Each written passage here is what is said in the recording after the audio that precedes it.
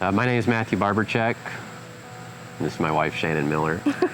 And we enrolled in classes together as kind of a way to get away for the summer, during the summer. And I guess we didn't enroll together. We enrolled separate, but that was by design.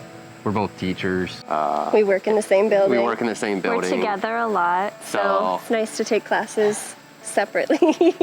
And it gives us different things to talk about in the evenings and share notes, and it's kind of fun that way. Like summer camp for adults. Yeah. I'd say for me, like I'm a teacher, so I get a lot of inspiration for my own teaching, and I teach shop-based, shop-style, skilled trades classes, so it's really a fun environment for me to observe and kind of take notes on different teaching practices. Just like an artist might look at different art for inspiration. That's probably my favorite part. Yeah, I don't teach shop courses, but I am a teacher, and it's nice to get back into the student mode, so it helps to inform my teaching and how students react to long days or things they're not really familiar with. I was a little wary about coming because, you know, woodworking and shop is not really my thing, so I'm learning how to make soap, which is so much fun, and it's wonderful. The people are wonderful, really welcoming.